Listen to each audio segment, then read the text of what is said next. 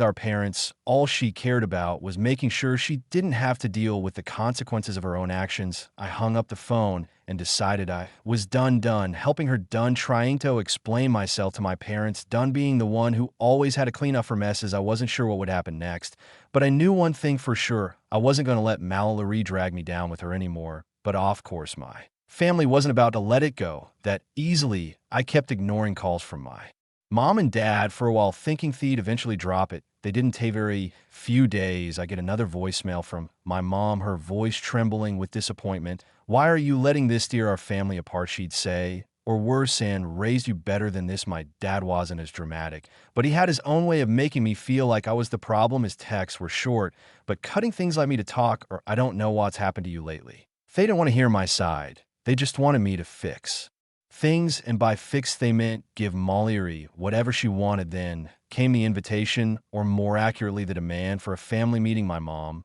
called me one night and infinitely picked up because I figured ignoring them forever wasn't going to work. "We need to sit down and talk about these as a family," she said. I wanted to say no. Very part of me was screaming that this was a bad idea, that it was just going to turn into another blame game where it somehow end up as the bad guy. But there was this tiny part of me that thought maybe, just maybe, this would be an opportunity to address the truth it hot. If I laid everything out in front of them, they'd finally understand. So I agreed. The day of the meeting, it showed up to my parents' house armed with everything I could think of to prove my side of the story. I had screenshots, offering payments, texts from Mallory thanking me for helping her, and even a few messages from mutual friends confirming she hadn't been looking for a job if they were going to accuse me of abandoning her. I was going to make sure they saw exactly what I'd done to help her. First, when I walked into the living room, the atmosphere was tense. My parents were sitting on the couch, arms crossed, looking like they'd already made up their minds about who the villain was in. Then there was Mallory sitting between them with that same smug look she always had when she thought she'd won.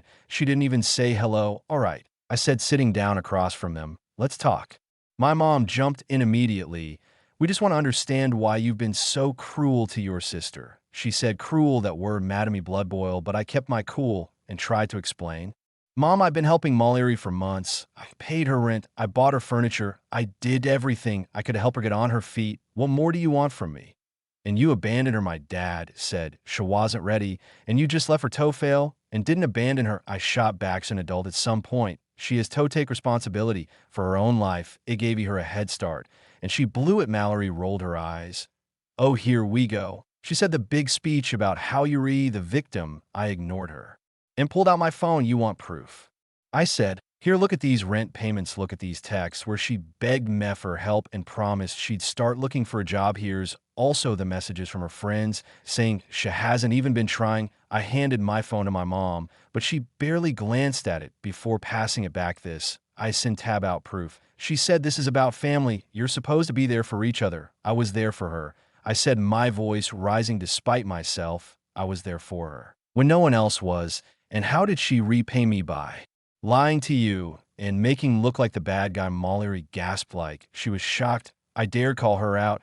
"I didn't lie," she said. "I told them the truth. You pressured me to move out and then left me to deal with everything in my own. That's not what happened, and you know it," I said, turning to her. "You begged me to help you. You said you couldn't stand living at home anymore, so I gave you everything you needed to start fresh.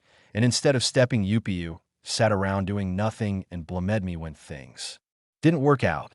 Mallory didn't even try to deny. Instead, she went straight for the pity card. "You don't understand how hard it's been for me," she said, her voice trembling. "And I've been so stressed and overwhelmed doing the best I can. That's when I lost at your best," I said, laughing bitterly. "At your best is hanging out with your friends and bragging about how your idiot brother is paying your bills. That's your best." Mallory's face turned red, but before she could say anything, my mom stood up. "Enough," she said. "We're not going to sit here and let you attack your sister like this." "Attack her?"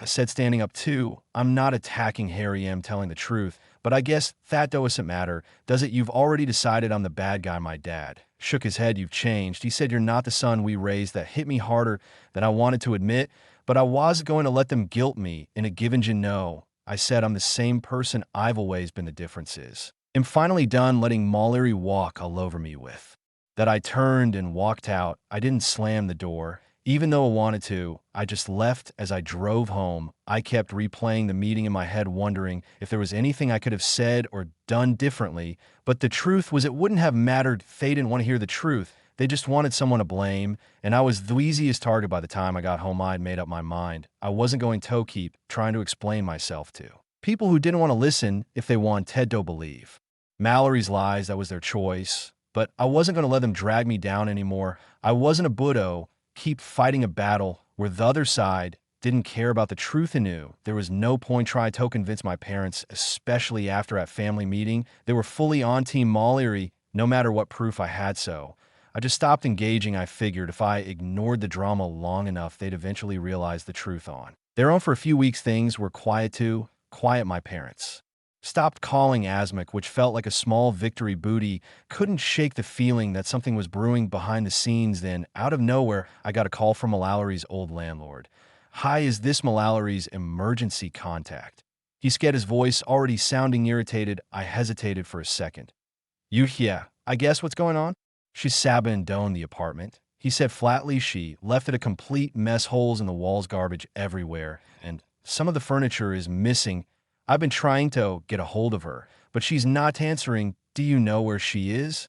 It took a deep breath. "Nope," I said, "and honestly, that's not my problem anymore." "Well, she owes money for damages and unpaid rent," he said, his voice rising. "If you hear from her, let her know we'll be pursuing this legally. If she doesn't pay up." I hung up without responding. I wasn't about to be her go-between, but I'll admit I was pissed. That furniture, he mentioned, a lot of it was stuff I bought for her when she first moved in, and no, it was either destroyed or missing. Typical Mallory, burning every bridge she could while leaving someone else to clean up her mess. I thought about calling my parents to tell them, but I stopped myself. What was the point? They just find some excuse for her behavior like they always did. Then, a few days later, my cousin Kara called me. Karin, I had always been close, and anyone in the family could see through Mahler's nonsense. It was her. "Hey, I know Yuri,